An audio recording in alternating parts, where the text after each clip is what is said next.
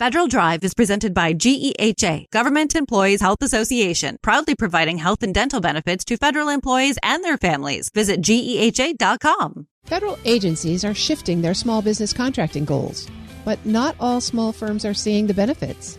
While overall targets are going up, goals for disadvantaged businesses are being scaled back.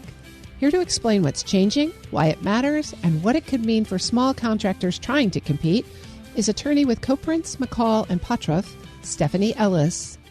Stephanie, thank you so much for joining me. Thank you for having me. Under the Trump administration, there's been quite a change in how the federal government is setting its targets for small business contracting goals. Tell us what you're seeing.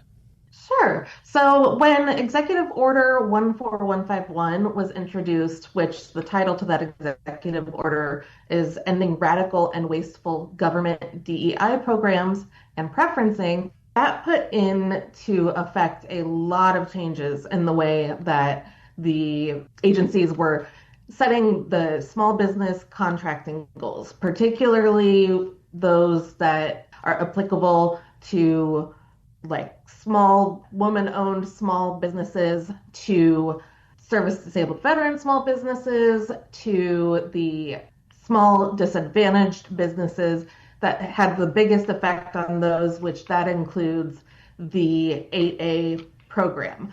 So going back a few years, when President Biden was in office, he had issued an executive order, the purpose of that was to increase the federal contracting small business goals, especially focusing on 8A participants and small disadvantaged businesses. And the plan with that was to increase contracting, particularly to the small disadvantaged businesses, taking it from the statutorily required 5% up to 15% by 2025. Again, when the administration changed, there was the executive order that happened. And at that point, what the executive order called for was to terminate or lower what it considered DEI initiatives to the maximum extent allowed by law, which that's the actual language in that executive order. So again, it was the aim then was to remove those programs that focused on diversity and equity and inclusion and bring everyone back down to what the statutorily required minimum was, and before President Biden had put his initial executive order into place. So just to restate what I think I heard, there are some statutory requirements for service-disabled veteran-owned small business, hub zones, women-owned, and 8As. The Biden administration had gone above those, and the Trump administration is taking us back to those levels. That's correct, yes. The levels that are in the statutes, small disadvantaged businesses are set at 5% statutorily, and now it's back to that. Service-disabled veteran-owned small businesses also have a 5% goal. Woman-owned small businesses also have the 5% goal, and then hub zone businesses, there is a 3% goal set for that. Interestingly, the service-disabled veteran goal in 2024 had increased from 3% to 5%, and since that was written into law, that is their new minimum. Otherwise, it would have gone back, but they kind of got in under the timeline there and have a larger goal for agencies to meet now. The group that seems to be taking the largest hit in terms of a lower goal is the 8A program. The Small Business Administration is in the middle of auditing the 8A program as well. So what does that mean for the firms that were relying on those set-asides? Well, there again still is a 5% contracting goal for agencies to meet. So it hasn't gone away completely, but the contracting dollars that are being directed to that have certainly been decreased, and the focus is now more on just small businesses in general. So the small business overall contracting goal is still set at 23% of all federal contracts, which last year in 2024, it came out to about $183 billion contracting dollars that went to small businesses. So there's still that there. And we are still seeing in our firm also, there are still people that are interested and wanting to be part of the 8A program as well. So I think that federal contractors out there, they still see value in the program, and it hasn't completely gone away. But I think that they'll find over time that there is less of a focus on the 8A due to the socially and economically disadvantaged requirements that it has, and more focus shifted to just small businesses overall. I'm speaking with Stephanie Ellis. She's an attorney with Koprince, McCall, Potroff. Well, as you mentioned, the total small business set aside of 23%, some agencies are actually raising their overall small business goals. So is that a little bit of a silver lining here? Yeah, I think that is. A lot of the agencies seem to want to work with small businesses, which, is great because those are the businesses that really make up kind of the fabric of our country, and having individuals that are able to pursue their passion and their goals, there is much more aligned with small businesses than it would be with like a large corporation. Where are you seeing the most growth and the most opportunity for folks to enter government contracting as small business? Looking into just small businesses generally, there is not a specific certification to be considered a small business. So as long as you meet the size limitations under the NAICS code, then you are considered a small business. So that kind of sidesteps all of the red tape that you have to go through. However, I do think that, again, there is value in the other three programs as well. By far at this point, the most difficult program to get into is the 8A program, which it has been that way since its inception. It has been kind of the gold standard, but it just, with our experience in our firm, it seems like they're really tightening up on sticking to the socially and economically disadvantaged requirement as well. So with all of that change in the air, what are the recommendations that you are offering for small businesses in terms of competitive strategy? What should they be thinking about? Is it subcontracting? Is it priming? Where do you see the biggest opportunities? Yeah, if you're a small business and you're looking to get into federal contracting, I think that really a good place to start, if you don't have a lot of experience there, would be looking into the SBA's Mentor Protege program, which, if you're not familiar with that, it pairs other than small business or large business with a small business or a WOSB, a SDVOSB, an 8A, or a hub zone. So any of the SBA's socioeconomic set-asides. And together, the mentor and protege are able to pursue contracts as a small business. So again, if you're just kind of getting into this industry, say you've got lots of experience in private industry, but you don't in government, that is a great way for a small business to kind of get its feet wet, learn some of the differences between working on private contracts or working on federal contracts. And then it also can help to enhance past performance, which for federal government contracts is always a very big requirement to win awards. So again, it pairs small, inexperienced, or not as experienced federal small business contractors with larger ones, and the small business then gets a plethora of benefits from working with them and pursuing contracts together. That is great advice. I've been speaking with Stephanie Ellis. She's an attorney with Koprince, McCall, and Potroff. Stephanie, thank you so much for joining me. Thank you for having me. We'll post this interview at federalnewsnetwork.com/Federal Drive. Subscribe to the Federal Drive wherever you get your podcasts. What makes a great leader in government?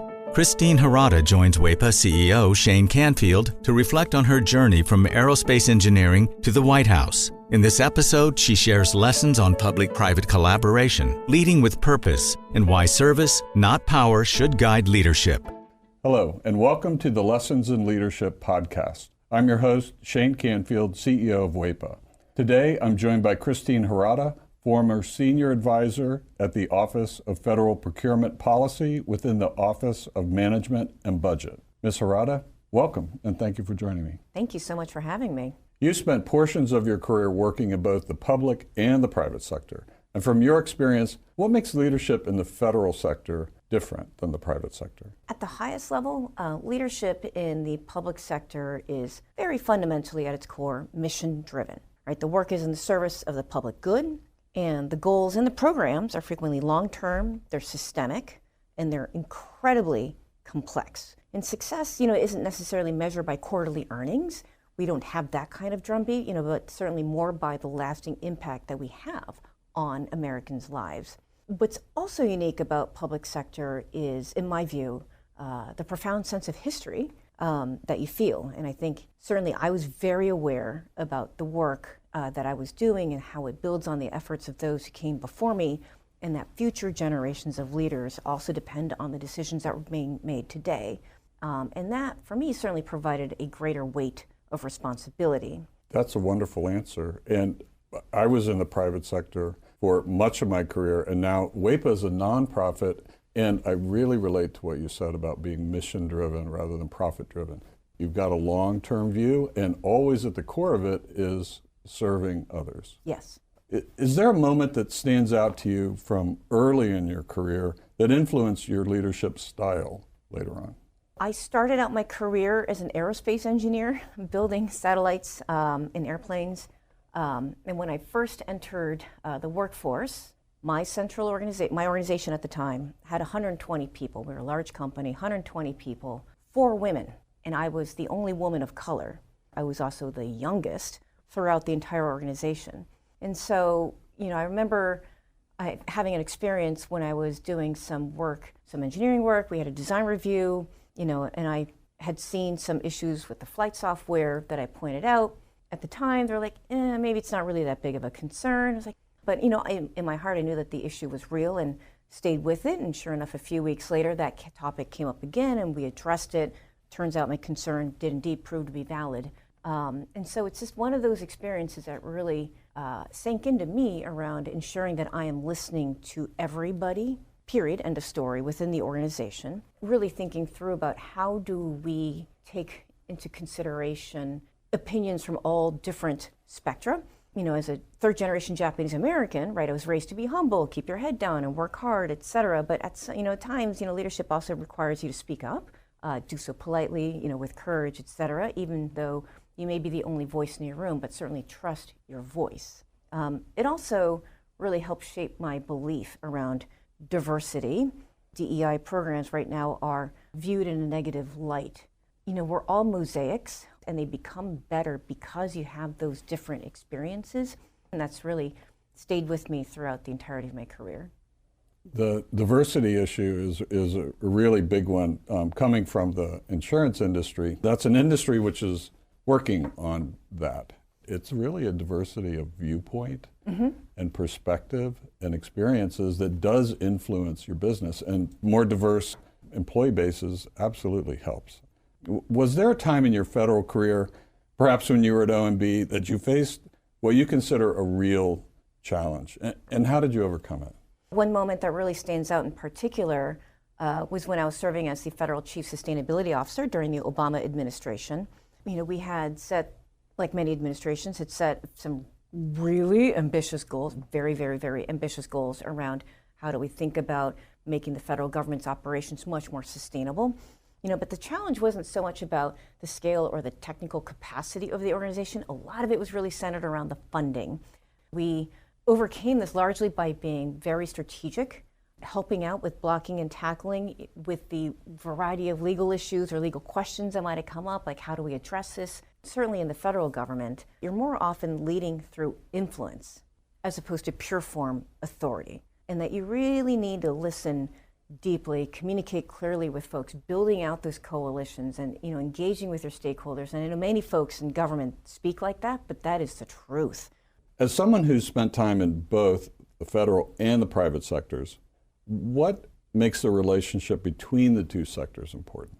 Certainly, it's an absolutely essential partnership, and I would add on to that, like nonprofits or philanthropic organizations. As I mentioned before, I'm Japanese American, and in Japan there's a symbol for thunder, which looks like 3 arrows pointing, around each other in a circular pattern, kind of to represent the swirl, if you will, of clouds. And that's kind of how I view the relationship between the government, the private sector, and the nonprofit sector. The government frequently sets the vision, the policy, the direction. But of course, it's the private sector that brings the capital, the innovation, the skill set, the capabilities, et cetera, to be able to execute. Partnering with that, of course, are the nonprofits who may be supporting the surrounding society. Public-private collaboration is not just about contracts or compliance, but it's also about figuring out what's your shared purpose. That's when real transformation can and does actually happen. In life insurance, there's a concept, lifetime value, where bringing a new insured in costs a lot more money than the amount of premium. And so when you talk to commercial carriers, it's a similar kind of thing. You need to bring them into the concept that they're going to be with us 20 years, and after 5 years, you can ride through that. But it's a concept that isn't easy for commercial businesses to understand. That's a partnership too. Very, very similar. What advice would you give to somebody aspiring to become a leader in government? There are 3 things, right? So firstly, around leadership in government, you want to make sure that you're leading with purpose. You want to stay grounded in your values, and don't underestimate the power of relationships. Remember why you entered public service in the first place, and that'll help carry you through some of the inevitable challenges that you're going to face.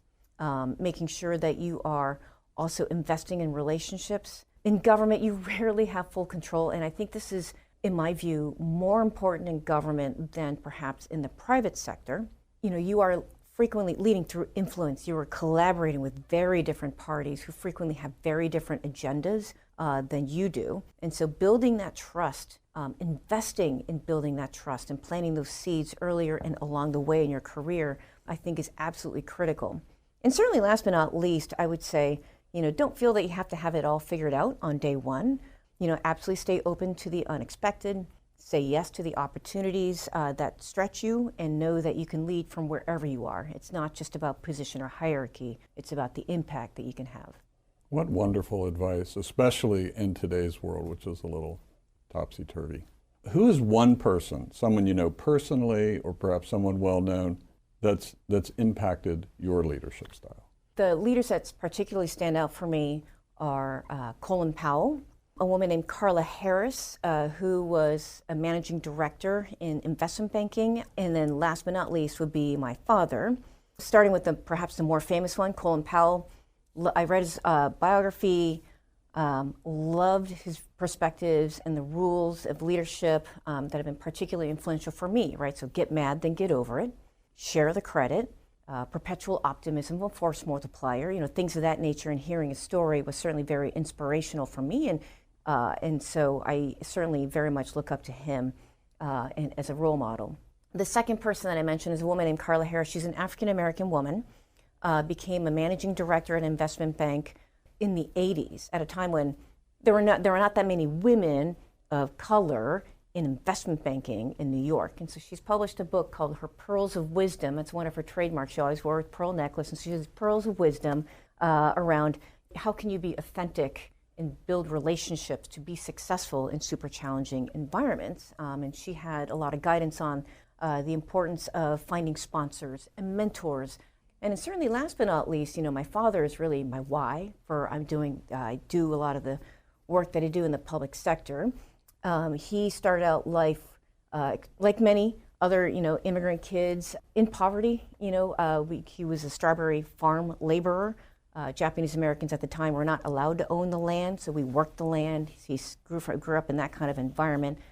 And I just think it's absolutely neat that someone who came really he was dirt poor, to say it, and his daughter ended up working in the White House twice. It's quite the American dream, and I would very much like to have that opportunity available for other people as well. Well, wonderful, absolutely wonderful. Christine, thank you very much for your time today and all of these learnings. It's really good, impactful. Thank you for sharing. Oh, thank you so much for having me. I really enjoyed it. I'm Shane Canfield, CEO of WEPA. Until next time on Lessons in Leadership. Find the full podcast and future episodes of Lessons in Leadership on the Federal News Network app and anywhere you enjoy your podcasts.